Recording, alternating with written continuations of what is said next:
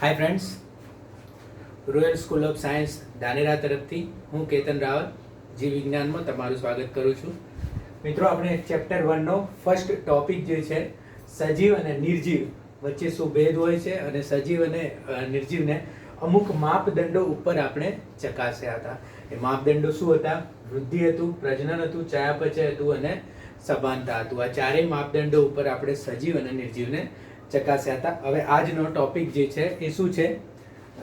આજનો આપણો ટોપિક છે સજીવ વિશ્વમાં વિવિધતા. સજીવ વિશ્વમાં વિવિધતા આ ટોપિક આપણે જોઈશું. હવે આ વર્ડથી અથવા તો આ વાક્યથી અથવા તો એવું કહી શકાય કે આ ટોપિકથી તમે અજાણ નથી. તમને થોડી ઘણી ખબર છે કે સજીવ વિશ્વમાં વિવિધતા એટલે શું. પહેલો ટોપિક શું હતો આપણો? સજીવ અને નિર્જીવ વચ્ચેનો ભેદ. બીજો શું ટોપિક છે આખા ચેપ્ટરનો? સજીવ વિશ્વમાં વિવિધતા. હવે આ વિવિધતાને આપણે કઈ રીતે જોવી? સજીવ અને નિર્જીવનું તો આપણે દેખી લીધું. હવે ખાલી સજીવોની વાત થશે. સમજો કે સૌપ્રથમ જ્યારે જીવવિજ્ઞાનનો અભ્યાસ સ્ટાર્ટ કર્યો, જીવવિજ્ઞાનનો અભ્યાસ એટલે તમને ખ્યાલ છે કોનો અભ્યાસ? સજીવોનો અભ્યાસ. સજીવોનો અભ્યાસની શરૂઆત કરી આપણે સૌપ્રથમ, ત્યારે આપણે શું જોયું કે ઘણા બધા પ્રકારના સજીવો છે. તમે તમારી આસપાસ જુઓ ને, તમારા કુંડામાં મૂકેલી વનસ્પતિઓ, કુંડામાં જે છે એ વનસ્પતિઓ છે, પછી બાજુમાં બેઠેલો ડોગ જુઓ તમે, પછી જો તમે કદાચ આ ખેતરમાં રહેતા હોય તો બાંધેલી ગાયો જુઓ, ભેંસો જુઓ, પછી તમે ખેતરથી ઘર તરફ જશો અથવા તો સિટીમાં જશો તો તમને ગધેડા દેખાશે. સિટીમાં જો હશો તો તમને બીજા બધા પ્રાણીઓ, ભૂંડ જેવા પ્રાણીઓ જે છે એ તમને, પીક જેવા પ્રાણીઓ તમને દેખવા મળશે. તો આ બધા પ્રાણીઓ જે છે એ શું છે? સજીવ છે, બરાબર. પણ એ એક નથી, અલગ અલગ છે.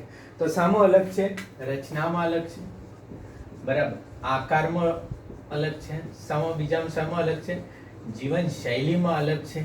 આ બધી રીતે શું છે? અલગ છે. ખોરાકમાં અલગ છે. ખોરાક જે છે એ એમના અલગ છે. એટલે આ દરેકે દરેક વસ્તુ શું થઈ ગઈ? એમની વિવિધતા. શું થઈ ગઈ? એમની વિવિધતા. એટલે સજીવોમાં વિવિધતા એટલે શું? કે દરેકે દરેક સજીવ જે છે એ પોતાની રચના, આકાર, જીવનશૈલી અને ખોરાકમાં શું છે? યુનિક છે. અને એ યુનિકતા એ શું છે? એ સજીવની વિવિધતા છે. હવે જુઓ તમે, અહીંયા સજીવની વિવિધતા સૌપ્રથમ આપણે જ્યારે પ્રયત્ન કર્યો ભણવાનો. હવે સમજો કે ઘણા બધા સજીવો છે તમારી પાસે અને તમને આપે છે કે તમારે જે છે જીવ વિજ્ઞાનનો અભ્યાસ કરવાનો છે અને આ બધા સજીવો છે એનો અભ્યાસ કરવાનો છે. તો તમે બેઝિક મગજ શું દોડાવો કે હવે આ સજીવોને તો કઈ રીતે? સમજો કે આપણે ટ્રાય કર્યો, સ્ટાર્ટ કરી નાખ્યું કાલથી, બરાબર. અને આપણે આપણાથી કરી શરૂઆત. પહેલા આપણા સુધી લખ્યું, મનુષ્ય માટે તમે અમુક વાક્યો લખ્યા કે મનુષ્ય હોય. પછી તમને આજુબાજુ દેખાવા મળ્યું, કૂતરો છે, પછી બિલાડી છે, પછી ગાય છે, ભેંસ છે. આવી રીતે તમે લખવાનું શરૂઆત કરી કે જે સજીવ દેખાય એના માટે તમારે ક્લાસિફિકેશન પાડી અને લખવાની શરૂઆત કરવાની. તો શું થાય છે કે આ બધા આવી રીતે તમે લખવા જશો તો તમે કેટલા સજીવો માટે આ લખી શકશો? ઘણા બધા સજીવો માટે તમે લખશો અને પછી શું થશે? તમારે જ્યારે ક્લાસિફિકેશન કરવાનું આપશે કે ભાઈ આ સજીવોમાંથી એવા કેટલા સજીવો છે જે શાકાહારી છે, તો પાછા તમારે શું થાય? એકમાંથી શોધવું પડશે, કારણ કે તમે દરેક વિશે લખ્યું છે. પછી એવા કેટલા સજીવો છે જે દૂધ આપે છે, પાછા તમે શોધવા બેઠા. એટલે જ્યારે પણ એવા લક્ષણોની જરૂરત પડશે જે બધા સજીવોમાં સામાન્ય છે, ત્યારે તમારે એ બધા સજીવો પાછા જનરલ તમારામાંથી જ શોધવા પડશે. સમજણ પડી તમને? તો શું થશે? બરાબર, બહુ તમને તકલીફ પડશે. એની એ તકલીફો જે છે એ સાયન્ટિસ્ટોને થઈ હતી. એમને ઘણી બધી રીતે સજીવોને ઓળખવાનો પ્રયત્ન કર્યો, એમને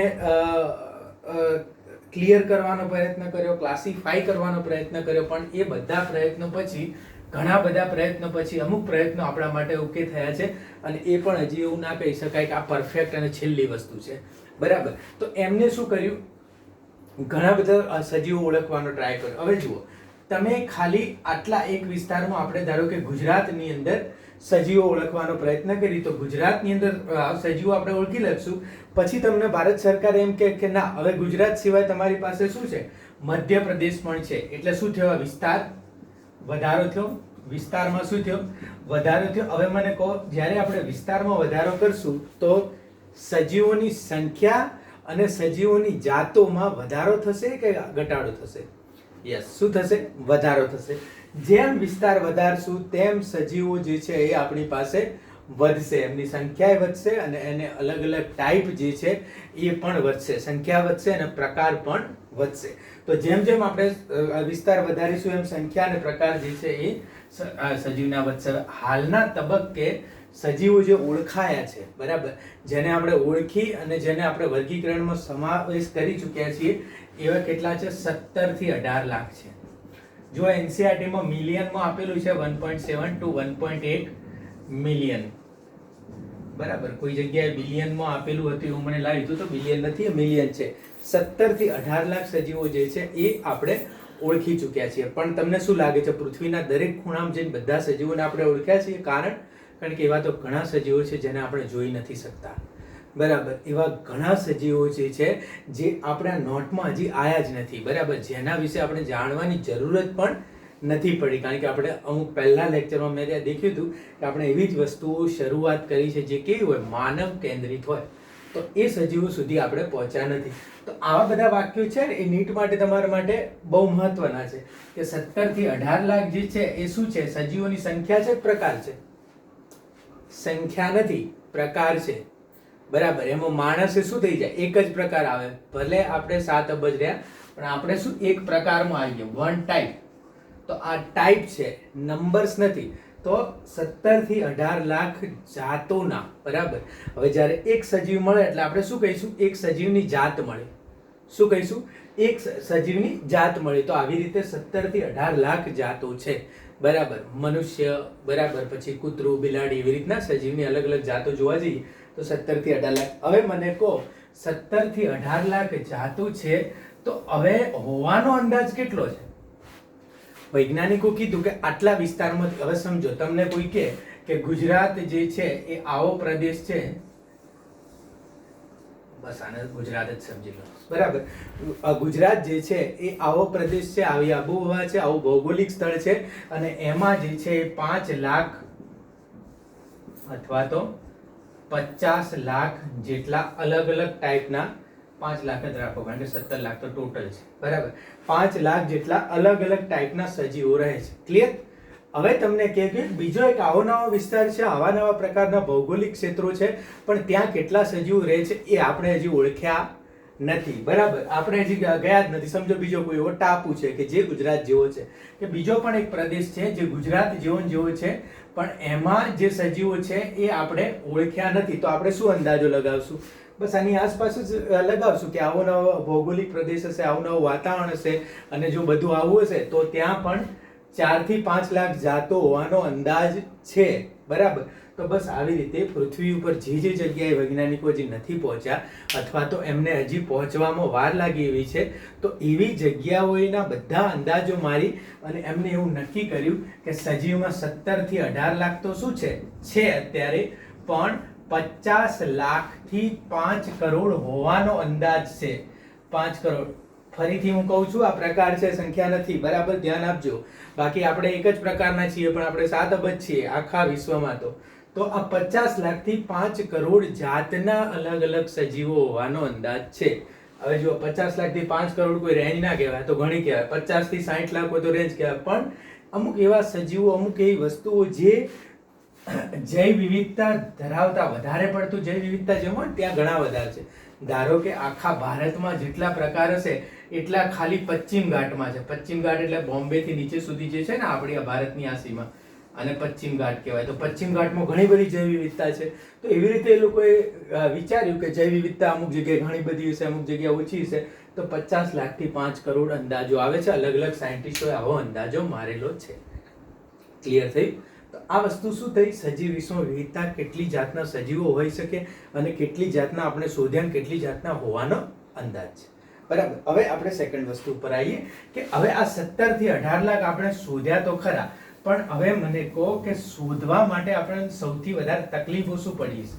ધારો કે તમે અહીંથી ધારો કે ચેન્નઈ રહેવા જતા રહો, ગુજરાતમાંથી ચેન્નઈ રહેવા જતા રહો અને તમને સારી સેલરી, બધી વસ્તુ હોય સારી, આ ગુજરાતમાંથી અહીંયા તમે રહેવા જતા રહો રામેશ્વરમ કે તમિલનાડુ કે કેરલા, તો તમને સૌથી વધારે તકલીફ શેની પડે? તમને કોઈ કે એક બાજુ ચેન્નાઈ રહેવાનું છે ને એક બાજુ એનાથી ઓછી સેલરી અને થોડો ઓછો બધી વસ્તુ પણ તમારે યુપીમાં રહેવાનું છે, તો તમે ક્યાં રહેવાનું પસંદ કરશો વધારે અને શાના લીધે પસંદ કરશો? યુપીમાં રહેવાનું વધારે પસંદ કરશો. કેમ? કારણ કે ભાષા હિન્દી તમને આવડે છે. તમિલિયન કે કેરાલેટ કે આંધ્રવાળી ભાષા તેલુગુ તમને આવડતી નથી બિલકુલ. તમે લેંગ્વેજમાં તમને કંઈ ખબર જ ના પડે. આ લેંગ્વેજમાં તમારે કોઈ વસ્તુ જોઈતી હોય કે માંગવી હોય તો શું પડશે? વધારેમાં વધારે તકલીફ પડશે. તો બસ જ્યારે સાયન્સનો અભ્યાસ કરવાની શરૂઆત કરીને ત્યારે સાયન્ટિસ્ટોને સૌથી વધારે પ્રોબ્લેમ સામો પડ્યો હતો? ભાષામાં જ પડ્યો હતો. કારણ કે સાયન્સ શું છે? આખા વર્લ્ડની વસ્તુ છે.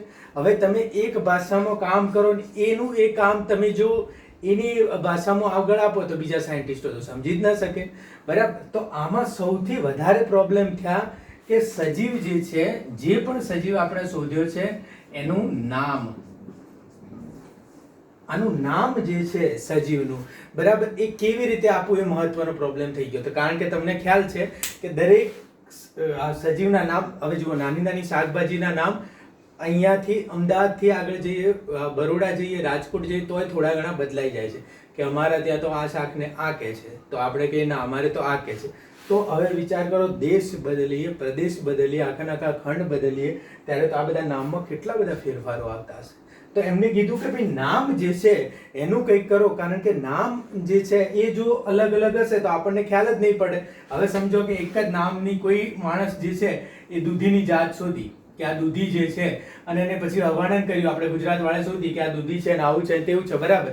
સેમ ટુ સેમ જે છે ઇંગ્લિશ વાળા શોધી અને એને પછી એમનું નામ આપ્યું, બેટલ ગાર્ડ કે એવું બધું નામ આપ્યું, બરાબર. તો આ જે વસ્તુ છે આ છે તો એકની એક. હવે ચાઇના વાળાએ શોધ્યું, એને કંઈક અલગ નામ આપ્યું. પછી શું છે, જાપાન વાળાએ શોધ્યું, એને કોઈક અલગ નામ આપ્યું. પછી બધાએ પોતાનું નામ જે છે સાયન્સ કોંગ્રેસમાં જમા કરાવ્યું અને કીધું કે 200 જાતો શોધી કાઢી આપણે. પણ હકીકતમાં તમને શું લાગે 200 જાતો છે? ના, એક જ ખાલી દૂધી છે. બધા ઊંચું કરીને આમ દૂધી બતાવશે ત્યારે ખબર પડે કે બધા દૂધી વિશે શોધીને આવ્યા છે. તો આવી રીતે જો કરશું તો જે છે સાયન્સનું કામ જે છે એ આપણું વધી જશે અને આપણને ખ્યાલ નહીં પડે. તો સૌ પ્રથમ એ લોકોએ ટ્રાય કર્યો કે આપણે નામ આપીશું ગમે તેમ કરીને, બરાબર. તો એ લોકોએ કીધું કે ભાઈ નામ કેવી રીતે આપીશું? તો કે નામ આપણે જે છે એ વૈજ્ઞાનિક નામ આપીશું. કેવું નામ આપીશું? વૈજ્ઞાનિક નામ. કારણ કે સામાન્ય નામ જે છે એક વૈજ્ઞાનિક નામ હોય અને બીજું શું હોય? સામાન્ય નામ. હવે સામાન્ય નામ એટલે શું? આપણું જે છે ડુંગળીને આપણે શું કહીએ છીએ? આપણે ડુંગળી કહીએ. મહારાષ્ટ્રમાં શું કહેવાય? કાંદા કહેવાય, બરાબર. પછી તમે ઉત્તર પ્રદેશમાં જશો તો શું કહેશે? ત્યાં પ્યાજ કહેશે. પછી તમે તમિલનાડુ જશો તો વેરુલમ, ઈરુલ્લી, આવું બધું કહેશે, બરાબર, ડુંગળીને. તો આ એક જ ડુંગળીના કેટલા 4 થી 5 કે 7 નામ થઈ ગયા આપણા દેશમાં. આપણા દેશમાં 7 નામ નહીં, આના ઘણા બધા નામ હશે, બરાબર. બીજું કે સામાન્ય નામ છે એ ઘણીવાર તમને જે છે એ ગેરમાર્ગે દોરે છે. કેવી રીતે? કારણ કે આપણી પાસે ઘણી જાતના એવા નામ છે જે ફિશ છે. ધારો કે સિલ્વર ફિશ, કટલ ફિશ, બરાબર, સિલ્વર ફિશ, કટલ ફિશ. હવે આ એકેમાંથી એકે પણ માછલી નથી, બરાબર. સ્ટાર ફિશ, આ એકે શું છે? મત્સ્ય નથી, માછલી નથી, બરાબર. આ આપણે ચેપ્ટર 4 માં ભણીશું. આ બધા અલગ અલગ જગ્યાએ આવે છે એટલે ગેરમાર્ગે પણ આપણને દોરે છે. એવું હોતું નથી. ફિશ એટલે ફિશ હોતી નથી, બરાબર. બીજા બધા પ્રાણીઓ છે, બીજા બધા પેલામાં આવે, બરાબર, ફાઇલમમાં આવે. તો અહીંયા જે છે આપણે એવું નામ આપવાનું છે કે જેથી એ નામ દરેકે દરેક જગ્યાએ એક જેવું રહે અને બીજું એવું કોઈ બીજું નામ ના હોય. સમજણ પડી? એવું કોઈ બીજું નામ ના હોય. એટલે શું કર્યું? વૈજ્ઞાનિક નામ આપવાનું એ લોકોએ શરૂઆત કરી અથવા તો વૈજ્ઞાનિક નામ આપવાનું વિચાર્યું. હવે જ્યારે તમારે કોઈ વૈજ્ઞાનિક નામ આપવાનું હોય ત્યારે તમારે શું કરવું પડે? એક વૈજ્ઞાનિક એક એવી સંસ્થા જોઈએ કે જે નામ આપશે. કારણ કે વૈજ્ઞાનિક નામ તો પછી નિયમોને આધીન આપવાનું, કે રાશિ જોઈને તો અપાય નહીં, બરાબર. તો શું થાય છે? નિયમોને આધીન આપવું પડશે. તો એમને 2 સંસ્થાઓ બનાવી, ICBN અને ICZN, international code for botanical nomenclature અને international code for zoological nomenclature. તમારી બુકમાં નામ આપેલા છે પૂરા, બરાબર. ICBN જે છે બોટનિકલ નોમેનક્લેચર, આ કોનું નામ આપશે? વનસ્પતિનું. અને ICZN છે ઝૂઓલોજીકલ નોમેનક્લેચર, આ કોનું નામ આપશે? પ્રાણીઓનું. આ લોકોએ નક્કી કરી નાખ્યું કે આ લોકો બસ નામ આપશે અને નામ આપશે તો જ હવે પછી આપણે આગળ વાત વધશે. ક્લિયર થઈ ગયું? ICBN વનસ્પતિનું નામ આપશે અને ICZN કોનું નામ આપશે? પ્રાણીઓનું નામ આપશે. બરાબર. તો શું થયું? સજીવ વિવિધતામાં જોયું કેટલા પ્રકારના સજીવો છે. બરાબર. પછી આપણે શું જોયું કે એ બધા સજીવો જે છે અત્યારે આપણે કેટલા શોધ્યા છે, કેટલા હોવાની શક્યતા છે, બધાને શોધવામાં શું પ્રોબ્લેમ પડે છે. તો આપણે નામવાળું જોયું. નામવાળામાં અલગ અલગ જે સામાન્ય નામ છે અલગ અલગ જગ્યાએ અલગ અલગ હોય છે. એટલા માટે આપણે એક જ નામ હોવું જરૂરી છે કે જેના ઉપરથી આપણને રિસર્ચમાં ખ્યાલ આવે. તો ICBN વનસ્પતિનું નામ આપશે અને ICZN જે છે એ શાનું નામ આપશે? પ્રાણીનું. હવે વિચાર આવ્યો કે હવે નામ હોવું કેવું જોઈએ, કેવી રીતે નામ આપે છે. ધારો કે આપણે જે છે બે વસ્તુથી નામ આપે છે. ખબર છે આપણે અટકથી નામ લખીએ ને, ધારો કે પટેલ અંકુર, બરાબર, ચૌધરી કિરણ. તો એવી રીતના શું છે, આગળ અટક છે, પાછળ નામ છે. બરાબર. તો એવી રીતે આ લોકોએ કંઈક એવું વિચાર્યું કે આગળ જે છે એ શું છે? વંશગત નામ. વંશગત નામ એટલે એ નામની પાછળ ઘણા બધા બીજા નામે હોય. હું સમજાવું શાંતિ. બરાબર. વંશગત નામ અને બીજું જે છે એ શું છે? જાતિ પ્રત્યય. આ જે છે એ શું છે? જાતિ પ્રત્યય. ધારો કે બુકમાં આંબાનું ઉદાહરણ આપ્યું છે. હવે જુઓ, આમાં 18 લાખ વસ્તુઓ છે કે 18 લાખ સજીવો શોધાણા છે. તો 18 લાખના વૈજ્ઞાનિક નામ હોવાના છે. તો કે 18 લાખ નામ આપણે યાદ રાખવાના નથી. આપણે મેક્સિમમ એ નામ યાદ રાખવાના જે NCERT ની બુકમાં આપેલા છે. અને પહેલું ચેપ્ટર ભણતી વખતે આપણે એ જ નામ યાદ રાખવાના જે પહેલા ચેપ્ટરમાં બુકમાં આપેલા છે. પછી ધીરે ધીરે આગળ જઈશું એમ જેટલા નામો આવશે એના આપણે વૈજ્ઞાનિક નામ ખાલી જોતા રહીશું. બરાબર. તો આપણે બુક જે છે એને પકડી ચાલવાનું છે. બરાબર. વંશગત નામ અને જાતિ પ્રત્યય. હવે ધારો કે આપણે આંબાનું ઉદાહરણ લઈએ તો આનું નામ શું થશે? મેન્જીફેરા. મેન્જીફેરા ઇન્ડિકા. શું થશે? મેન્જીફેરા ઇન્ડિકા. હવે વંશગત નામ શું છે? મેન્જીફેરા એ શું છે? વંશગત નામ છે. અને ઇન્ડિકા એ શું છે? એ છે જાતિ પ્રત્યય. વંશગત નામને શું કહેવાય છે? પ્રજાતિ. પ્રજાતિ. અને આ શું કહેવાય છે? જાતિ. હવે મને કહો કે આ મેન્જીફેરા પ્રજાતિમાં એક જ જાતિ હશે?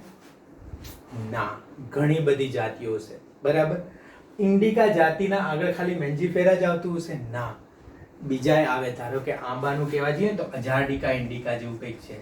અજારડિકા ઇન્ડિકા. આ લીમડાનું, સોરી, લીમડાનું. તો એ શું છે? આ જાતિ છે. બરાબર. આ જાતિ છે. નાના આગળ પ્રજાતિ બદલાય છે. આ પ્રજાતિ પાછળ ઇન્ડિકા સિવાય મેન્જીફેરાની ઘણી બધી વસ્તુઓ હોઈ શકે છે. બરાબર ધ્યાન રાખજો, આમાંથી પ્રશ્નો પૂછાશે. તો શું થઈ ગયું? આ પ્રજાતિ થઈ ગયું, આ થઈ ગયું જાતિ. ક્લિયર થઈ વસ્તુ? હવે આ નામ જે આપેલા છે અથવા તો નામ આપવા માટેના ICBN અને ICZN તો આપી દીધા, પણ ICBN અને ICZN એ અમુક નિયમો બનાવ્યા છે જેને શું કહેવામાં આવે છે? સાર્વત્રિક નિયમો. સાર્વત્રિક નિયમો એટલા માટે કે એ બંને માટે લાગુ પડે. પછી બંને માટેના પર્સનલે હશે કે આ ઘણા બધા નિયમો, ઘણા બધા, પણ સાર્વત્રિક નિયમ એટલે ચોક્કસ બધા માટે લાગુ પડે. તો સાર્વત્રિક નિયમોમાં 3-4 વસ્તુઓ જે છે એ તમારે બરાબર યાદ રાખવાની છે. બરાબર. શું યાદ રાખવાનું છે? સાર્વત્રિક નિયમોમાં સૌપ્રથમ નિયમ શું છે? સાર્વત્રિક નિયમ માં સૌપ્રથમ નિયમ એ છે કે આ ઉત્પત્તિ ક્યાંની છે? લેટિનની ઉત્પત્તિ દર્શાવવાની છે. બરાબર. કેમ લેટિનની? કારણ કે ગ્રીસમાં સંશોધન થયા હતા. બરાબર. અને સાયન્સ જેમ આપણું આયુર્વેદ સંસ્કૃતમાં છે, આપણું જ્ઞાન બધું સંસ્કૃતમાં લખેલું છે. એટલે ક્યારે આપણે હવન કરીએ તો શ્લોકો શામાં બોલીએ છીએ? સંસ્કૃતમાં જ બોલીએ છીએ. તો એમ સાયન્સની જે શરૂઆત કરી, બરાબર, એ ગ્રીસમાં કરી હતી. અને ત્યાંની ભાષા કઈ હતી? લેટિન. એટલે લેટિનની ઉત્પત્તિ દર્શાવવા માટે આ નામ જે છે એ કયા ભાષામાં હશે? લેટિનમાં હશે. અને ઇટાલિક લખવામાં આવશે. હવે જો આને ઘણી જગ્યાએ તમે એવું લખો કે લેટિન ને ઇટાલિક બે ભાષામાં લખવામાં આવશે. ઇટાલિક એટલે આપણે જે કોમ્પ્યુટરમાં બોલ્ડ ઇટાલિક હોય ને એવી રીતના આમ આડા કરી દેવામાં આવશે. લેટિનના ઉત્પત્તિ દર્શાવવામાં આવશે અને ઇટાલિકમાં લખવામાં આવશે. બરાબર. તો આ શું હતો? પહેલો નિયમ હતો. બીજો, જીવશાસ્ત્રીય નામમાં પ્રથમ પ્રજાતિ. પહેલું જે છે એ પ્રજાતિ અને બીજું શું છે? જાતિનું નામ આવશે. પહેલું પ્રજાતિનું નામ આવશે અને બીજું જાતિનું નામ આવશે. થર્ડ શું છે? બરાબર. બંને શબ્દ જ્યારે હસ્તલિખિત લખીએ, ધારો કે મેન્જીફેરા ઇન્ડિકા, મેન્જીફેરા ઇન્ડિકા, આ જ્યારે હસ્તલિખિત લખીએ ત્યારે નીચે આપણે જે છે અંડરલાઈન કરવાની રહેશે. કેમ? કારણ કે હસ્તલિખિત લખીએ ત્યારે ઇટાલિક કરવાનું આપણને એટલું ખ્યાલ ના પડે, એટલે નીચે આપણે શું કરી દઈશું? અંડરલાઈન કરી દઈશું. તો મેન્જીફેરા ઇન્ડિકા, મેન્જીફેરા પ્રજાતિ છે, ઇન્ડિકા શું છે? એ જાતિ છે. ક્લિયર થયું? હવે પહેલો અક્ષર જે પ્રજાતિ હોય એનો પહેલો અક્ષર કેપિટલ હોવો જોઈએ અને જાતિનો એક અક્ષર કેપિટલ ના હોવો જોઈએ, સ્મોલ હોવો જોઈએ. તો આ રીતના આપણે આ વસ્તુઓ લખવાની છે. બરાબર? તો આ મેન્જીફેરા ઇન્ડિકા. હવે આના પાછળનો સાર્વત્રિક નિયમો 4 ક્લિયર થઈ ગયા. પછી પાછળથી ઉમેર્યું કે જેને શોધી હોય ને એનું નામે શોર્ટમાં લખી દેવાનું. એટલે જો લિનિયસે આ શોધ્યું હોય, આ બધું કોને શોધ્યું હતું? લિનિયસે, તો એને લીન લખી દેવાનું. હવે આ નામકરણ પદ્ધતિને શું કહેવામાં આવે છે? દ્વિનામી નામકરણ પદ્ધતિ. આ જો બે નામ થયા ને, આ પહેલું પ્રજાતિ, બીજું જાતિ, એટલે એને શું કહેવામાં આવે છે? દ્વિનામી નામકરણ પદ્ધતિ. દ્વિનામી નામકરણ પદ્ધતિ.